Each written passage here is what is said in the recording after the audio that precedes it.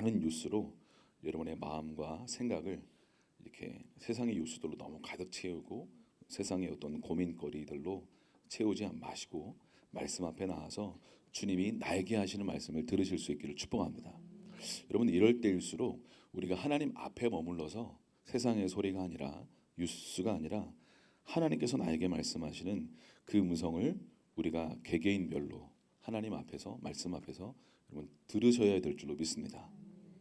여러분, 하나님의 음성, 하나님의 말씀을 듣는 것이 능력입니다. 할렐루야.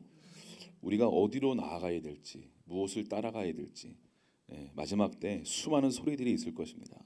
그래서 무엇을 선택해야 될지, 우리가 코로나 때 주사를 맞아야 될지 말아야 될지 어떻게 해야 될지 많은 고민도 있으셨던 분도 있을 텐데, 여러분, 많은 어떤 과정 속에 결국 우리가 어떻게 사랑할 수 있겠느냐, 주님의 영상으로 또 회복될 수 있겠느냐, 또 주님께서 원하시는 이 땅에 보내신 목적과 사명대로 살아갈 수 있겠느냐, 이렇게 가장 중요한 어떤 부분들인데, 여러분이 막 여러 가지로 오늘도 많은 뉴스들을 많은 분들이 또 접하셨을 것 같은데, 과연 윤석열 대통령이 탄핵이 될까? 탄핵이 되지 말아야 될 텐데, 이재명은 어떻게 될까? 우리나라는 어떻게 되는 걸까? 많은 생각을 가지실 것 같습니다. 어떤 분들은 또 보니까 그 성동격서 해가지고 동쪽에서 소리를 내고 서쪽에서 공격한다 해가지고 이 윤석열 대통령이 그 선거관리위원회만 또 이렇게 했다 해가지고 또 부정선거가 밝혀질 것 같다, 뭐 이런 것들로 또 나름 기대감으로 또 이렇게 나아가시는 분도 있을 텐데, 여러분, 이 궁극적인 역사는 하나님의 손 안에 있다라는 것을 여러분 신뢰하실 수 있기를 다시 한번 축복합니다. 그럼 내가 서야 할 자리가 무엇인가? 주님께서 나에게 말씀하시는 말씀은 무엇인가? 말씀 앞에 서서 오늘 우리가 베드로전서 2장 9절 말씀을 보면서 우리는 하나님께서 왕 같은 제사장이다라고 선포하셨는데, 하나님께서 나에게 그리고 여러분 우리 모두에게 말씀하시는 그 음성 앞에 주님께서 말씀하시는 음성을 기도하시면서 내가 듣고 반응할 수 있는 이 귀한 이 밤 시간이 될 수 있기를 축복합니다. 아멘. 아멘. 이게 나라가 이렇게 혼란스러울 때 더 기도의 용사들이 일어나야 될 줄로 믿습니다. 중보하는 하나님의 사람들이 일어나야 될 줄로 믿습니다. 아멘.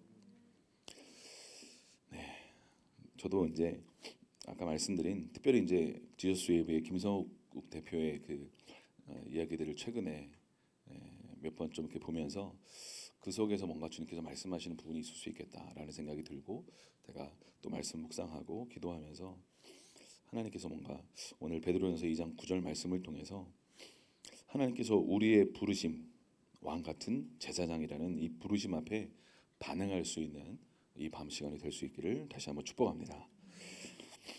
여러분, 제사장이 어떤 사람이죠? 제사장 간단하게 말하면 하나님과 사람 사이를 연결하는 다리 놓는 사람이다라고 볼 수 있겠죠. 죄인 된 사람과 거룩하신 하나님 사이에 죄 때문에 하나님도 우리에게 올 수 없고 우리도 하나님께로 갈 수가 없게 되었는데, 그 죄의 어떤 영역들을 어떻게 해요? 해결할 수 있는 문을 연 다리 놓는 사람, 하나님과 우리 사이에 문을 연 관계가 회복될 수 있도록 문을 연 사람이 바로 제사장이다라고 볼 수가 있을 것입니다. 그래서 그 구약에 보면 이 제사장의 역할들이 여러 가지가 있는데, 대표적인 게 역대하 15장 3절에 보면 백성들에게 율법을 가르쳤던 사람들이 바로 제사장입니다. 그리고 나병 환자를 가려내는 일을 하는 사람들이 바로 제사장이었고요. 또 출애굽기 28장에 보면 하나님의 뜻을 묻고 또 형사 재판, 민사 재판을 주관하는 역할을 하는 사람이 바로 제사장이었습니다. 그러나 제사장의 가장 큰 주된 그 일은 무엇이냐면 희생 제사를 주관하는 일이죠. 그래서 민수기 28장에 보면 그 이야기가 쭉 나오는데, 구약 성경에 그 죄가 어떻게 사해졌어요? 예를 들어 죄 지은 사람이 어린 양을 딱 가지고 오면 어떻게 해요? 그 양을 가지고 온 사람이 자기의 죄를 이 양에게 전가하잖아요. 이게 이제 양이라면 죄 지은 사람이 딱 와서 어떻게 해요? 이렇게 그 양의 머리에 손을 얹고 죄를 하나님 앞에 고백하는 거죠. 하나님, 제가 악하고 음란하고 더럽고 거짓말하고 이런 죄를 졌습니다 하고 하나님께 죄를 고백하고 이렇게 그 양의 머리에 손을 얹으면 이 죄가 이 양에게 전가가 되는 거죠. 전가가 됩니다. 자기는 깨끗해지는 통로가 바로 이 양 때문에 있는 거죠. 자기의 죄가 양에게 전가되고 이 양을 그 가져온 사람이 어떻게 해요? 칼로 찔러서 죽입니다. 그래서 피가 철철 흘리는 걸 그 사람이 봐야만 했던 거죠. 그리고 이제 어떻게 해요? 이 제사장이 죄사함을 선포해주고 이제 죄가 깨끗하게 씻겨지고 이 사람은 의인이 돼서 돌아가는 일이 일어나게 되는 거죠. 이 일을 예수님이 오심으로 하나님의 어린 양 되신 예수님을 바라보고 우리의 죄를 마음을 담아서 주님께 고백하고 회개하고 나아갈 때 우리의 죄가 예수님의 피 때문에 깨끗하게 씻겨져 내려가는 줄로 믿습니다. 아멘. 그렇죠. 이 일을 중요하게 했던 사람이 바로 제사장이다. 아까 말씀드린 것처럼 하나님과 사람 사이를 연결하는 사람이 바로 제사장이다. 그렇다면 이렇게 어떻게 연결할 것인가? 죄에 있는 백성들과 하나님 사이를 갈라진 이 사이를 어떻게 연결하실 것인가? 이제 방금 말씀드린 것처럼 이제 예수님이 그 끊어진 다리를 연결하신 줄로 믿습니다. 그렇죠? 네. 우리도 하나님께 갈 수 없었고 하나님도 우리에게로 올 수 없었습니다. 무엇 때문에요? 죄 때문에. 그렇죠? 그런데 내 대신 예수님이 십자가에서 물과 피를 내어 주심으로 말미암아 어떻게 해요? 우리와 하나님 사이에 끊어졌던 다리가 연결되었죠.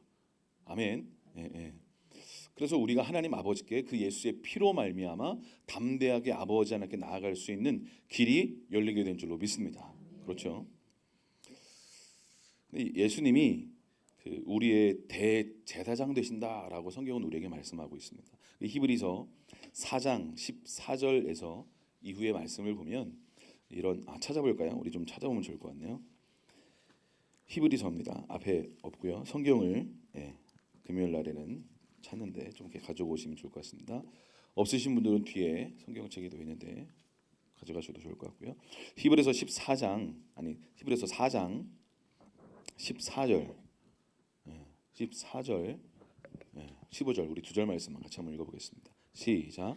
그러므로 우리에게 큰 대제사장이 계시니 승천하시니 곧 하나님의 아들 예수시라. 우리가 믿는 도리를 굳게 잡을지어다. 우리에게 있는 대제사장은 우리의 연약함을 동정하지 못하실 리가 아니요 모든 일에 우리와 똑같이 시험을 받으신 이로되 죄는 없으시니라. 아멘. 아멘. 그러니까 예수님이 여기 히브리 4장 14절에 이렇게 말씀하시죠. 그분은 큰 대제사장이다. 큰 대제사장이 계시니 승천하시니 곧 하나님의 아들 예수시다라고 말씀하죠. 여러분, 그러니까 우리의 큰 대제사장은 누구세요? 예수님이십니다. 그렇죠, 예수님이세요.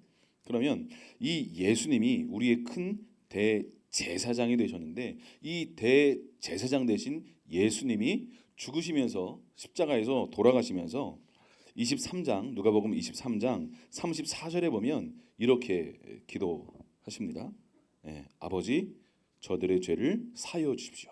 저들을 사하여 주십시오. 자기들이 하는 것을 알지 못합니다. 그러니까 대제사장 되신 예수님이 바로 십자가에서 하신 바로 그 기도가 바로 이제 대제사장의 어떤 대표적인 기도다라고 할 수가 있는 거죠. 그러니까 제사장은요, 한마디로 말하면 대신 회개하는 사람이다라고 볼 수가 있는 것입니다. 이해가 되시죠? 그래서 구약의 그 대속죄일 날 욤키푸르의 대제사장이 이스라엘 백성들의 죄를 다 이렇게 어떻게 해요? 이렇게 지고 성소에 가서, 그렇죠? 지성소로 들어가서 어떻게 합니까? 죄를 하나님 앞에 고백하고, 그렇죠? 우리의 죄를 용서하여 달라고 대표로 대제사장이 지성소로 나아가서 죄를 회개하면 하나님이 죄를 용서해 주시고 이스라엘의 모든 죄가 깨끗하게 민족적으로 국가적으로 씻겨져 내려가는 바로 그 일들이 있었다라는 거죠. 그러니까 한마디로 말하면 제사장은 뭐라고요? 대신 회개하는 사람이 제사장이다. 한번 따라해 볼까요? 제사장은 대신 회개하는 사람이다. 아멘. 그러니까 여러분 방금 누가복음 23장에서 예수님이 십자가에서 죽으실 때 기도하셨던 것처럼 저들은 저들이 하는 일을 알지 못합니다. 그러니까 자기를 죽이고 있는 그 순간에도 예수님이 어떻게 기도하셨어요? 저들의 죄를 용서해 주십시오. 저들이 무엇하는지 알지를 못합니다.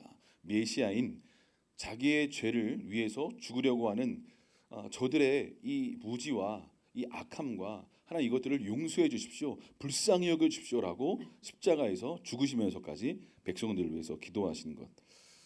바로 그 모습이 이제 제사장이신 예수님의 제사장 기도다라고 볼 수가 있는 거죠. 여러분 레위기 4장 35절 한번 찾아볼까요? 레위기 4장 35절입니다. 듣기 괜찮으신가요? 레위기 4장 레위기 4장 35절 다시 한번 읽어보겠습니다. 시작. 그 모든 기름을 화목제 어린 양의 기름을 떼낸 것 같이 떼내어 제단 위에 여호와의 화제물 위에서 불사를지니 이같이 제사장이 그가 범한 죄에 대하여 그를 위하여 속죄한즉 그가 사함을 받으리라. 아멘. 아멘. 보세요. 제사장이 그가 범한 죄에 대하여 그를 위하여 속죄한즉 그가 사함을 받으리라. 그러니까 제사장이 범한 그 사람의 죄를 위해서 속죄하게 되니까 그 사람이 사함받게 되었다라고 얘기합니다. 우리말 성경은 이 뒷부분을 이렇게 번역하고 있는데요. 제사장이 그가 지은 죄를 위해 속죄하면 그는 용서받을 것이다 라고 말씀하고 있는 것이죠. 그 죄를 지은 그 죄인이 그 죄를 위해 그가 지은 죄를 위해 제사장이 속죄하면 대신 그 죄에 대해서 속죄하면 그는 용서받을 것이다 라고 말씀하고 있는 거죠. 대속죄일 날에 대해서도 레위기 16장에서 이렇게 말씀하고 있는데요. 레위기 16장 바로 뒤니까 한번 좀 넘겨봐서 볼까요? 제가 읽어드릴게요. 레위기 16장 30절 말씀인데요. 이날에 너희를 위하여 속죄하여 너희를 정결하게 하리니 너희의 모든 죄에서 너희가 여호와 앞에 정결하리라 라고 말씀합니다. 여기서도 동일한 어떤 말씀을 선포하고 있는 거예요. 너희를 위하여 이날에 대속죄일 날 대제사장이 너희를 위하여 속죄하여 너희를 정결하게 할 것인데 너희의 모든 죄에서 너희가 여호와 앞에 정결하게 될 것이다. 그러니까 대속죄일 날 대제사장이 하는 일은 무엇이냐면 백성들의 죄를 대신 회개하러 지성소로 들어가는 역할을 하는 사람들이 바로 대제사장이다라고 볼 수가 있는 거죠. 그러니까 제사장인 우리의 모습이 하나님이 우리를 향하여 왕 같은 제사장이다라고 말씀하고 있지 않습니까? 제가 금방 이 대제사장이신 예수님이 하신 일들 그리고 레위기에서 이 대제사장이 백성들의 죄를 짊어지고 나아가서 하나님 우리의 죄를 용서하여 주십시오라고 기도하며 피를 가지고 성소로 들어가서 그 시온 보좌 앞에 피를 뿌리고 나아갈 때 그 피로 말미암아 이스라엘 백성들의 죄가 깨끗하게 사해졌다라고 말씀하고 있는 레위기 16장의 이야기를 간단하게 지금 본 건데요. 여러분 이 대속죄일 날 대제사장이 백성들의 죄를 대신 지고 나아가서 회개하러 나아간 거예요. 회개하러. 다시 말씀드립니다. 제사장이 하는 역할이 뭐라고요? 대신 죄를 회개하러 나아가는 거예요. 그런데 하나님이 우리를 향하여 뭐라고 말씀하셨어요? 왕 같은 제사장이다라고 말씀하신 거죠. 그러니까 축구 선수 같은 야구 선수 하면 뭐예요? 그 사람 직업이 뭐예요? 그렇죠. 축구를 잘하는데 야구 선수인 거죠. 그러니까 왕 같은 제사장이면 그의 본래 그건 뭐예요? 제사장인 거죠. 그런데 왕 같은 다스리고 통치하는 이 땅에서의 하나님 나라가 통치되고 다스릴 수 있는 왕의 부르심이 저와 여러분에게 있는 줄로 믿습니다. 그런데 그 왕의 부르심 앞에 온전히 서기 위해서는 왕 같은 제사장으로서의 부르심 앞에 우리가 먼저 서야 될 줄로 믿습니다. 그런데 제사장이 뭐 하는 사람이라고요? 대신 회개하러 가는 사람이 제사장이다. 대신 회개하러 가는 사람이 제사장이다. 그러면 베드로전서 2장 9절에서 너희는 왕 같은 제사장이다라고 말씀하셨는데 그러면 우리의 역할이 어떤 역할입니까?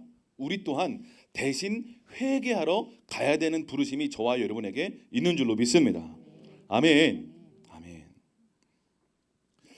그러면 제사장인 우리는 때로 믿지 않는 가족들의 죄를 가지고 십자가 앞에 나아가서 우리 가족들의 예수님 믿지 않는 이 죄, 또 악하고 음란하고 더러운 이 죄, 입술로 지은 모든 죄, 이런저런 행동의 죄, 이런 죄를 가지고 하나님 앞에 나아가서 회개하는 사람이 제사장이다. 그러면 여러분은 제사장의 부르심 앞에 반응하실 수 있기를 축복합니다.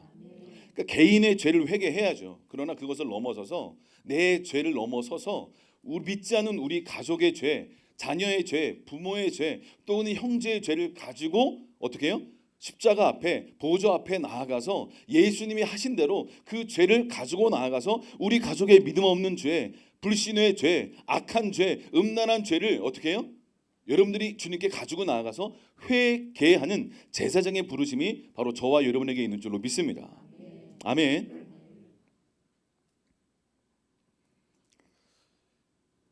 이 하나님 앞에 죄를 가지고 예수님께, 그죠? 죄를 가지고 하나님의 보좌 앞에 나아가는 사람들이 제사장인 저와 여러분들의 역할이고 부르심이고 사명이고 특권인 줄로 믿습니다. 그러니까 제사장인, 왕 같은 제사장인 우리가 가정을 이루게 되면, 그렇죠? 남편이 아내의 무엇입니까? 남편은 아내의 무엇이에요? 네, 헷갈리세요? 네. 남편은 아내의 시종이다, 그죠? 남편은 아내의 시종이다. 시키는 대로 해야 된다, 그죠? 네, 굉장히 좋아하시네요. 우리 여성분도 활짝 웃으면서 할렐루야, 둘이 드디어 우리 목사님이 철이 드셨구나. 진리를 드디어 말씀하기.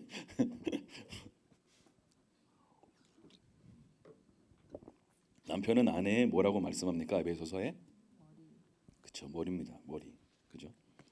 근데 그리스도께서 교회의 머리됨과 같이 남편도 이제 가정의 아내의 머리다라고 성경은 말씀합니다.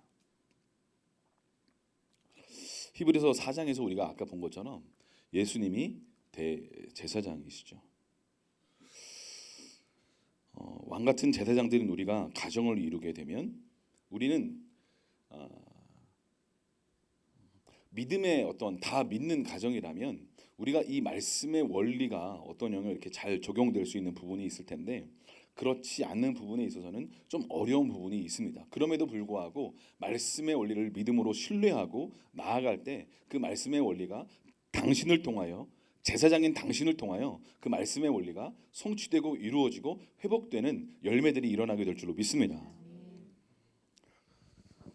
그러니까 아버지는요 대제사장과 같은 역할을 해야 될 줄로 믿습니다. 그렇죠? 그러면 이 대제사장인 아내의 머리 되고 가정의 머리 된 남편은, 아버지는 어떻게 해야 될까요? 아내가 실수하고 죄를 짓고 연약함으로 어떤 그 넘어진 부분이 있다면 이 남편은 어떻게 해야 될까요? 눈을 크게 뜨고 똑바로 하라고 얘기해 줘야겠죠. 눈을 크게 부릅뜨고 똑바로 안 하면 국물도 없다고 큰 소리로 분명하게 어미 있는 소리로 말을 해줘야 될 것입니다. 국물도 없어, 똑바로 해. 하고 그런 게 아니죠. 어떻게 됩니까? 방금 이 제사장의 역할이 뭐라고요? 대신 회개하러 가는 사람이 제사장의 역할이다. 그러면 아내가 연약함으로 실수하고 죄를 짓고 넘어졌어요. 그러면 이 남편은 어떻게 해야 될까요? 아내의 죄를 안고 하나님께 가야 됩니다. 그리고 뭐 해야 돼요? 아내의 죄를 대신 회개해야 돼요. 하나님, 아내의 믿음 없음을 용서해 주십시오.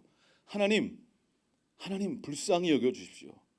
하나님, 불신의 말을 한 것을 용서해 주십시오라고 제사장인 아내의 머리 된 남편이 그것을 가지고 하나님께 나아가서 대신 회개해야 됩니다. 아멘. 우리 남성 동지 여러분, 우리 무거운 책임감을 가지고 여러분들이 이 말씀을 받기가 어려울 수도 있을 텐데, 어려운 게 아니라 선택할 때 말씀의 원리대로 나아갈 때 우리에게 자유가 임하게 될 줄로 믿습니다. 아멘. 여전히 우리 여성 동지 여러분들의 아멘 소리가 큰 것들을 자녀들이 죄를 지으면 그 죄에 대하여 어떻게 해야 될까요? 머리 된 아버지가 그 죄를 끌어안고 하나님께 나아가서 주님, 우리의 자녀들이 이러한 죄를 지었습니다. 주님, 용서해 주세요. 불쌍히 여겨 주세요. 예수님이 십자가에서 기도하셨던 것처럼 저들이 하는 일을 모릅니다. 라고 예수님이 기도하셨던 것처럼 우리의 자녀들의 죄를 업고 십자가로 가서 주님의 보좌 앞에 나아가서 대신 회개하는 사람이 제사장이다. 할렐루야. 그러니까 믿지 않는 어떤 남편 혹은 아내 혹은 자녀가 있다면 믿는 자녀라도 당신이 제사장인 줄로 믿습니다. 그러면 믿지 않는 부모님의 죄 혹은 형제자매들의 죄를 가지고 당신이 제사장의 역할을 감당하며 주님께 나아가서 대신 회개를 해야 될 특권이 저와 여러분에게 있다라는 것입니다. 할렐루야. 아멘.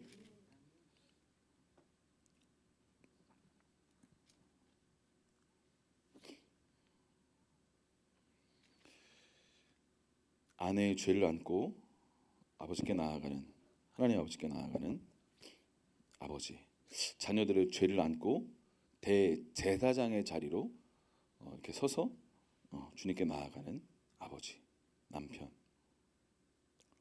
아내가 이렇게 잘못해도 시시비비를 옳고 그름을 막 가리는 것이 남편이 아니라 아내의 죄를 가지고 약함을 가지고 아버지께 가야 될 사람이 남편이라는 것을 여러분 아실 수 있기를 다시 한번 축복합니다. 왜 그렇습니까? 우리가 머리이기 때문에 그렇습니다. 우리가 제사장이기 때문에 그렇습니다. 그런데 우리는 여전히 내가 맞고 넌 틀려. 옳고 그름에 대하여 굉장히 집중하지 않습니까? 난 맞아, 넌 틀려. 내 생각이 맞아, 넌 잘못됐어. 이걸 끊임없이 증명해 보이고 싶어 하지 않습니까? 그래서 내가 얼마나 믿음이 있는지 혹은 내가 얼마나 바른 생각을 하는지 내가 얼마나 괜찮은 사람인지 여러 가지 시시비비를 가려서 나의 옳음에 대해서 계속 이렇게 부각시켜 주고 싶어 하고 당신의 그름에 대해서 말씀으로 입각해서 얼마나 당신이 사랑이 없는지 하나님의 마음이 없는지 말씀의 근거에서 막 보여주고 싶어 하지 않습니까? 다 제 얘기입니다.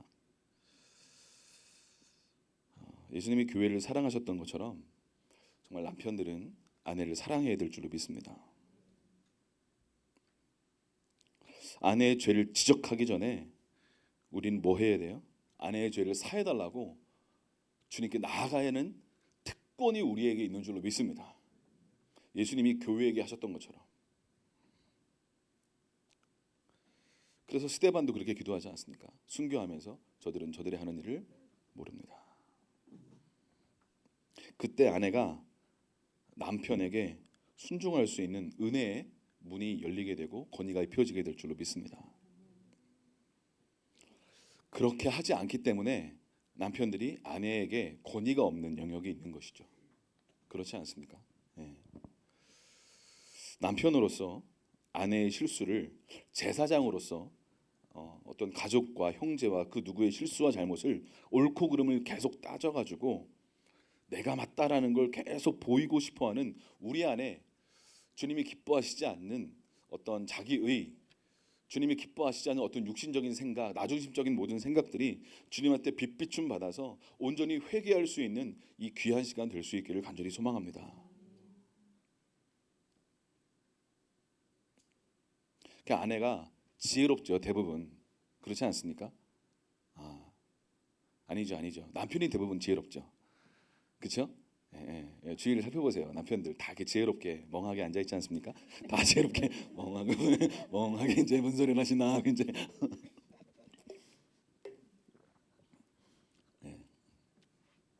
본 차이나 남편의 뼈로 만든 이 사람들이 이제 지혜롭습니다.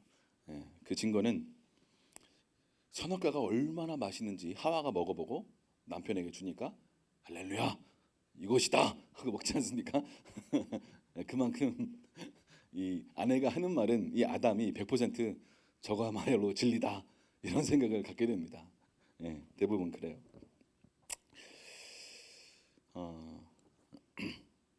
아내가 남편에게 이걸 좀 이렇게 했으면 좋겠어, 이렇게 좀 선택했으면 좋겠어 이런 멘트들을 가정에서 다 하지 않습니까? 그렇죠? 근데 바로 그때 남편들이 생각해 볼게, 한번 같이 기도해 보자, 같이 하나님의 뜻을 구해 보자라고 하면 참 좋을 텐데 뭔가 이렇게 교정받는 멘트나 어떤 지적 같은 어떤 그런 얘기를 들으면 정상적인 남편은 같이 기도해 보자, 하나님의 뜻을 찾아보자 이렇게 하면 참 좋을 텐데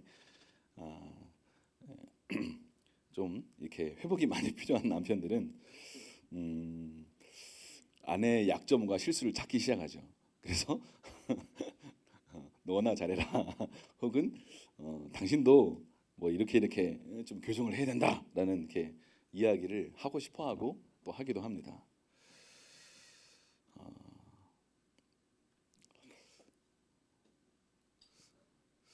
주님께서 여기에 있는 모든 하나님의 사람들 한 분 한 분을 제사장, 왕 같은 제사장으로의 부르심 앞에 반응하기를 주님이 기대하고 계시다고 저는 믿습니다. 근데 먼저 우리 남편들이, 남성들이, 그리고 예수님 먼저 믿는 당신이 제사장으로서 주님께서 하기를 기대하시는 것이 있습니다. 그것은 지체들의 혹은 예수님 믿지 않는 사람들의 어떤 연약함과 실수에 대하여 지적하고 옳고 그름을 따지는 게 아니라 제사장의 역할로 나아가서 그들의 죄를 하나님께 가져가서 회개하는 역할, 이 제사장의 역할을 바로 예수님 믿는 저와 여러분들이 하기를 기대하고 계시는 줄로 믿습니다. 그리고 가정에서는 아비가, 남편이 이 역할을, 아내를 정죄하고 자녀를 정죄하는 것을 멈출 수 있는 제사장으로 저와 여러분들이 일어나기를 주님이 기대하고 계시는 줄로 믿습니다. 아멘. 이게 쉽지 않겠죠? 쉽겠습니까? 이게 쉬우면 할렐루야, 당신은 여기서 이제 간증하실 차례가 온 겁니다. 그게 쉽고 너무 자연스럽게 되면 저에게 한 수를 좀 가르쳐 주셔야 돼요. 저도 안 될 때가 너무너무 많거든요. 제가 주일 저녁에, 이제 지난 주일이죠, 주일 저녁에 저희 아내가 좀 많이 아팠어요. 그래서 예배가 끝나자마자 저한테 나 집에 가서 쉬어야겠어. 예배가 끝나자마자 저한테 그렇게 얘기하더라고요. 그래, 가서 쉬어.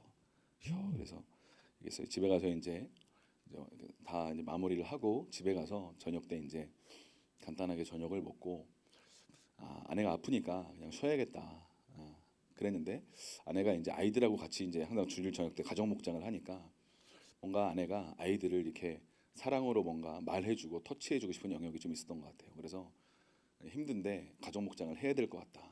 그래서 저희 이제 침대에 이제 5명이 앉아가지고 좁게 이렇게 앉아가지고 같이 말씀을 나누면서 이야기를 하기 시작했어요. 말씀 잘 들었냐? 약할 때 강한 되시는 하나님을 어떻게 생각하냐 하면서 말씀 들은 걸 피드백하고 이야기하고 나누는 시간을 좀 가졌습니다. 근데 이야기하는 도중에 지금도 잘 생각은 안 나는데 제 뜻과는 다르게 아내가 제 이야기를 잘못 오해해서 뭔가 아내를 배려하지 않는 듯한 뉘앙스로 제 이야기를 아내가 받았던 것 같아요. 그래서 아내가 자기가 그렇게 나중에 얘기한 것에 대해서 이제 아이들 다 가고 그 앞에서 막 얘기하면 좀 남편의 건의가 좀 그러니까 다 가고 저희 둘만 있을 때 아내가 저한테 당신이 아까 그렇게 얘기한 것에 대해서는 어떻게 생각하느냐라고 이제 얘기를 저한테 하기 시작했어요. 그래서 저는 당신을 존중하지 않는 마음이 전혀 없었다. 그리고 당신이 이렇게 아픈데 이렇게 내가 막 그렇게 하겠냐? 난 당신을 정말 존중하고 사랑한다 하면서 이제 얘기를 막 했죠.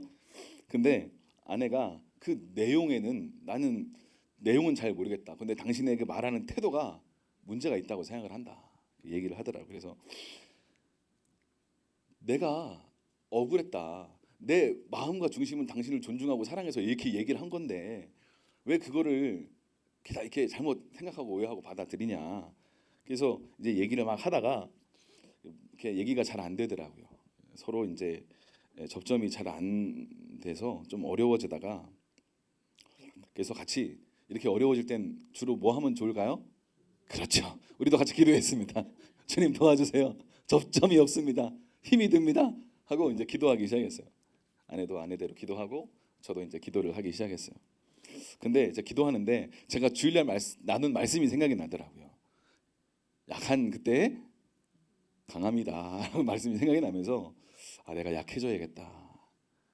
약한 자리로 가야겠다. 그런 마음이 들더라고요. 그래서 그 내용 자체에 나는 문제가 없다고 생각해서 나는 당신을 존중하고 사랑해서 얘기한 건데, 아무튼 나의 태도가 뭔가 당신이 뭔가 기분이 나빴거나 어려웠다면 내 중심은 그게 아닌데 저는 미안하지 않은 거죠. 제 양심에 거리낌도 없고 제가 아내를 존중하고 사랑하는 마음이 있었기 때문에.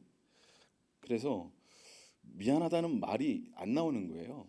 근데 아내는 뭔가 굉장히 어려워하고 있고. 그래서 근데 제가 이제 약해져야겠다, 약한 자리로 나아가는 것이 하나님께서 원하시는 것 같다라는 생각이 들어서, 다 이해할 수 없지만 아내가 아프다니까, 그리고 마음이 아프다니까, 그리고 내가 말하는 태도나 어떤 억양, 액센트, 어떤 말투 이게 별로 좋지 않았다고 말을 하니까 제가 그냥 미안하다, 뭔가 미안해야 될 것 같더라고요. 그래서 미안한 게 맞는 것 같더라고요. 그냥 가족의 회복을 위해서 그냥 하자, 에이씨 모르겠다, 그게 아니라 뭔가 공감도 살짝 되고 주님이 이걸 선택하기를 원하셨다라는 생각이 들어서 제가 그걸 선택을 했어요. 미안하다라고 선택을 하니까 그 순간에 어떤 하나님의 어떤 은혜의 기름이 저한테 확 부어지면서 뭔가 알 수 없는, 그러니까 예전에 만약에 이런 선택을 만약에 하면 여전히 제 안에 깊은 곳에는 억울해. 근데 내가 잘못한 게 하나도 없는데 내가 왜 미안하다고 말해야 되는데? 여러분 억울하신 거 이해가 되십니까? 우리 남자들 억울하잖아요. 뭔가 억울한데 자꾸 아내는 미안하다고 욕을 하는 것 같고, 그럼 미안하다고 해야 될 것 같긴 한데 내가 왜 미안한지 모르겠고, 우리 굉장히 억울하잖아요.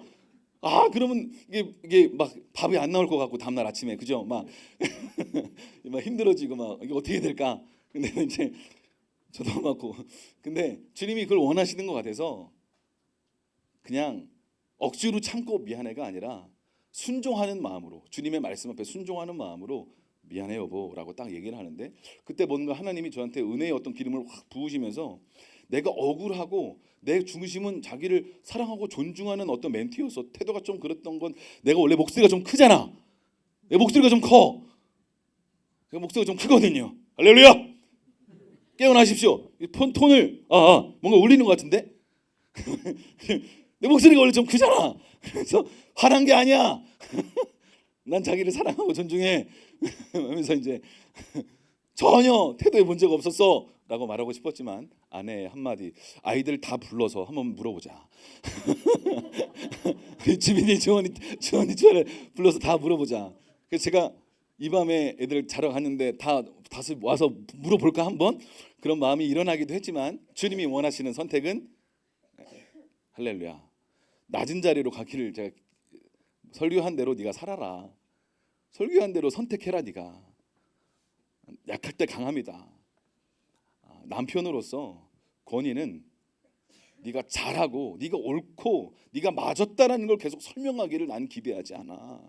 내가 원하는 건 그냥 포용하고 그냥 크게 사랑하고 넓은 마음으로 끌어안는 거야 라는 걸 제가 미안해 하는 순간 뭔가 깨달아지고 기름이 부어지면서 뭔가 확 은혜를 부어주시더라고요.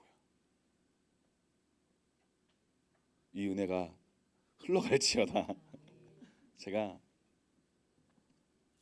그래서 그 순간 미안해라고 말하는 순간 억울한 마음이 싹 사라졌어요. 그리고 내가 왜 이렇게 힘들었던 거지? 뭐 이 한마디 하느라고 왜 이렇게 힘들었던 거지? 그냥 아예 주님이 그 마음을요 싹 가져가셨어요. 억울한 마음, 아픈 마음, 뭔가 계속 나 자신이 억울한 어떤, 난 자기를 사랑하고 존중해서 말한 건데 왜 내 말투가 그렇게, 이런 어떤 자꾸 나를 변화하고 싶은 이 마음을 주님이 싹 가져가 버리셨어요. 그래서 되게 자유하고 행복하고 되게 기뻤어요. 근데 그걸 선택하기 전엔 되게 억울했어요. 자존심이 살짝 상하기도 하고, 나는 제가 맞다라는 걸 계속 증명하고 싶었어요. 난 맞아. 난 지금 사랑했어. 난 자기를 존중했어. 난 잘못한 게 없지. 내가 뭘 잘못했는데? 난 지금 굉장히 억울한 상황이야. 애들 다 불러올까 진짜? 최주빈, 최주원, 태주아 똑바로 말해봐. 아빠 그때 화냈니? 목소리만 큰 거야. 목소리만 큰 거지 주아야. 아빠가 목소리만 큰 거야. 주변아, 그치? 너도 목소리가 크잖아. 목소리만 큰 거야 우리는.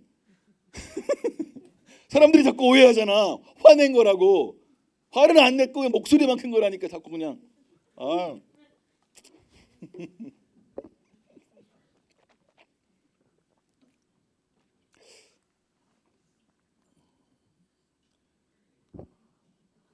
주님이 그 시간들을 통해서 저한테 뭔가 이렇게 계속 말씀하기를 원하시는 것 같았어요. 아들아, 자꾸 옳고 그름을 자꾸 따지려고 하지 마. 네가 맞고 저 사람이 틀리고, 네가 틀리고 저 사람이 맞고, 자꾸 그거 따지려고 하지 마. 그거 따져서 네가 옳은들, 저 사람이 틀린들 뭘 얻으려고 그러니? 네가 맞으면 그렇게 좋아? 네가 옳으면 그렇게 뭔가 된 것 같아? 제사장인 우리에게 하나님이 요구하시는 건 옳고 그름. 물론 하나님은요, 십자가가 공의와 사랑이죠. 이 나라에 공의가 회복되기를 우리가 기도해야 될 필요가 있는 줄로 믿습니다. 그러나 그럼에도 불구하고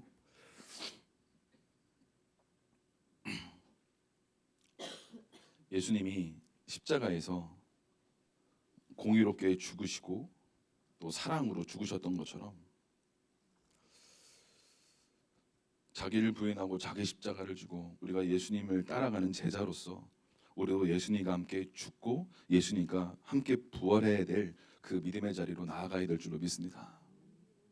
그러려면 내가 옳고 너는 틀렸다라는 이 모든 내 생각들을 주님 앞에 내려놓을 수 있는, 그래서 억울한 이 마음들을 주님 앞에 토해내고 주님께서 말씀하시는 그 낮은 자리로, 그 약한 자리로 자존심을 내려놓고 포용할 수 있는, 용납할 수 있는, 이해할 수 있는 그 낮은 자리로 선택해 들어갈 수 있는 저와 여러분 될 수 있기를 축복합니다.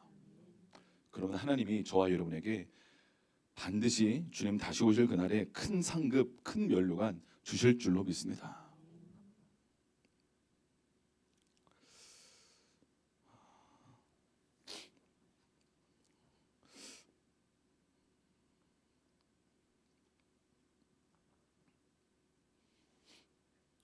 보수와 진보, 이재명과 윤석열, 물론 그 어떤 차별금지법을 찬성하고 있는 많은 사람들이 있는 민주당을 지지하는 것이 크리스천으로서 쉽지 않은 부분들이 분명히 있죠. 이재명이 감옥 가기를 너무나 많은 사람들이 또 원하고 있죠. 또 그럼에도 불구하고 그렇지 않은 수많은 또 크리스천들도 있습니다. 그래서 요즘에는 젊은 사람들도 종교는 달라도 정치 성향에 다르면 결혼 못한다 이렇게 얘기합니다. 정치 성향에 다른 건 아주 심각한 어떤 견해 차이를 이 땅에서는 낳기 때문에 종교는 달라도 결혼할 수 있다. 그런데 정치 성향이 다르면 결혼할 수 없다. 이렇게 젊은 사람들이 얘기합니다.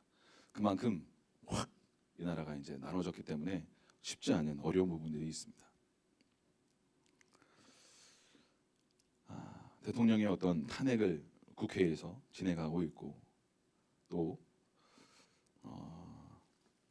그 이후에 헌재의 어떤 재판이나 또 어떻게 낮은 우리가 기도해야 될 분들이 분명히 있지만 저는 이 모든 상황 속에서 하나님은 이걸 이렇게 해주십시오, 저렇게 해주십시오 라는 기도도 할 필요가 있습니다. 근데 사도행전 1장에 보면 예수님이 죽으시고 부활하신 이후에 승천하시기 직전에 제자들이 묻지 않습니까? 이스라엘 나라를 회복하심이 이때입니까? 라고 물을 때 예수님이 말씀하시죠. 때와 시기는 아버지의 권한에 두었다. 성령이 너희에게 마시면 너희가 권능을 받고 예루살렘과 유대와 사마리아와 땅끝까지 이르러 내 증인이 될 것이다 라고 말씀하시고 승천하고 올라가셨습니다. 그리고 천사들이 그만 봐라, 목 아프다, 올라가신 대로 다시 내려올 거다 라고 말씀하시죠. 이스라엘 나라를 회복하시면 이때입니까? 이 조국 대한민국이 남북이 통일되고 하나님이 이 시나리오를 어떻게 써내려갈지 우리는 다 알 수 없지만 하나님의 뜻이 하늘에서 이루어진 것처럼 이 땅 가운데 이루어지게 하여 주시옵소서라고 우리는 하나님의 자녀들로서 기도하고 선포하며 간구하며 중보의 자리로 나아가야 될 줄로 믿습니다. 더 중요한 건 하나님, 우리가 제사장으로서, 왕 같은 제사장으로서 여러분의 가정에서, 직장에서, 사업장에서, 이 도시에서 우리가 제사장으로서 이 삼척의 죄를 끌어안고 회개해야 될 줄로 믿습니다. 하나님이 이 땅의 음란과 죄악과 어둠을 주님 용서하여 주시옵소서. 아멘. 하나님이 조국 대한민국의 이 죄악을 용서하여 주시옵소서라고 대제사장적인 그 기도가 저와 여러분에게 회복되어야 될 줄로 믿습니다. 탄핵되면 안 되면 그것보다 더 중요한 건 하나님이 지금 저와 여러분에게 요구하시는 그 마음을 우리가 회복해야 되는 것인 줄로 믿습니다. 제사장의 기도가 회복되기를 이 과정을 통해서 우리에게 요구하고 계시는 것인 줄로 믿습니다. 아멘. 아버지 하나님, 이재명의 죄를 용서하여 주십시오. 윤석열의 죄를 용서하여 주십시오. 아멘. 어떤 정치인을 지지하고 하나님 이렇게 되기를 소원하고 기도해야 될 부분들이 있을 것입니다. 그러나 그것을 넘어서서 크리스천으로 예수 믿는 한 개인으로 지금 내가 서야 할 하나님의 자리는 무엇인가, 하나님이 지금 나에게 요구하시는 제사장의 자리로 나아갈 수 있는 바로 이 시간들이 되어야 될 줄로 믿습니다. 아멘. 아멘. 하나님, 탄핵되지 않게 해주십시오. 중요하죠. 중요합니다. 하나님이 조국 대한민국이 선교 한국, 성서 한국, 기도하는 한국이 되게 하여 주시옵소서. 중요합니다. 그러나 내가 내 가정에서, 사업장에서, 직장에서 제사장으로 서게 하여 주시옵소서. 아멘. 더 이상 이 아내 때문이다, 남편 때문이다, 자녀 때문이다, 부모 때문이다, 내 형제 때문이다, 저 집사님 때문이다, 목사 때문이다, 누구 때문이다가 다 끊어지게 하시고 그 죄가 내 죄이고 그 죄가 나의 죄인 것을 알고 회개하는 그 자리로 저와 여러분이 나아갈 수 있기를 축복합니다. 다니엘이 그 기도한 거 아닙니까? 예레미야서 29장 읽으면서 하나님의 때가 지금이구나, 70년이 바로 찼구나, 지금 그러면 내가 무엇 해야 될까? 조상들의 죄를 회개하기 시작하는 거예요. 다니엘이 하나님, 우리 조상들의 우상 숭배와 음란과 악한 것들 주님 회개합니다, 그것이 나의 죄입니다 라고 끌어안고 금식하고 기도하며 주님께 나아가서 탄식하며 울부짖고 기도하며 주님께 나아가는 것입니다. 할렐루야.